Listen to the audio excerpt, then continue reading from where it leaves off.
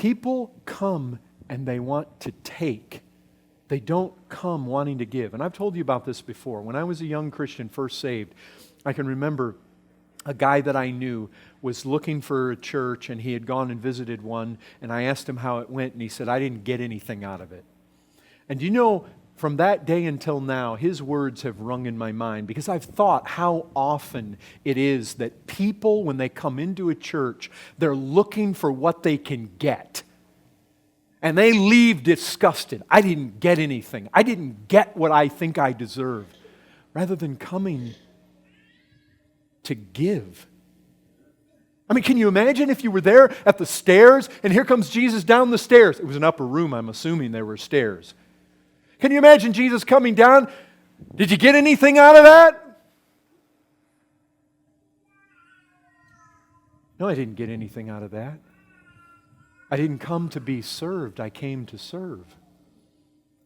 No, I actually went there to give. I went there to teach them. In fact, as I was showing them the emblems of the Lord's Supper, I said, this is my body, which is for you. I washed their feet.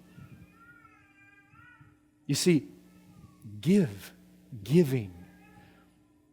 And I asked a brother if I could tell this story, and it has a happy ending, but I can remember several years back, one of the guys, I had to meet with him, and he unwisely had gone back and spent some time with an ex-girlfriend from his lost days, and I was kind of admonishing him about that, and he said, well, you know, I got sick, and she brought me soup. Nobody from Grace brought me soup when I got sick. I said, brother, how many times have you taken soup to others in the church when they got sick? You know the answer.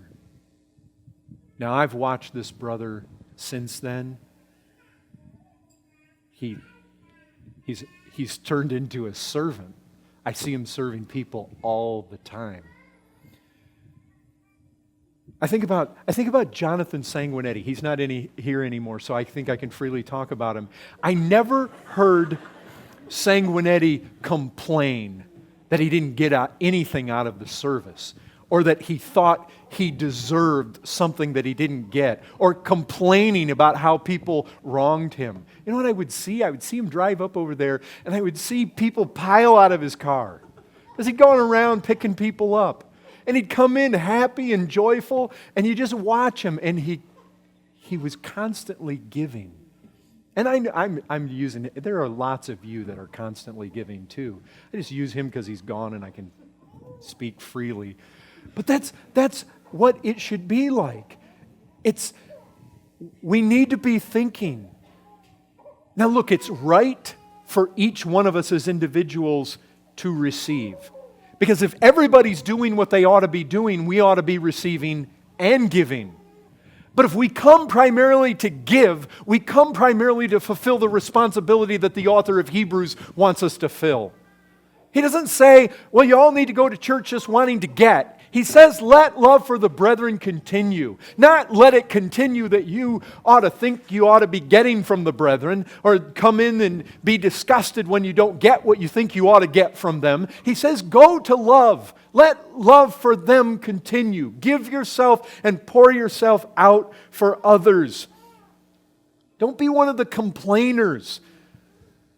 And you know, people can come into churches too, and they can look and they can say, well, this church doesn't do fill in the blank, and I'm out of here. Rather than you get some people that come in and they say, hey, I see a need in this church, and I'm going to fill it. You know, you see both. And just to have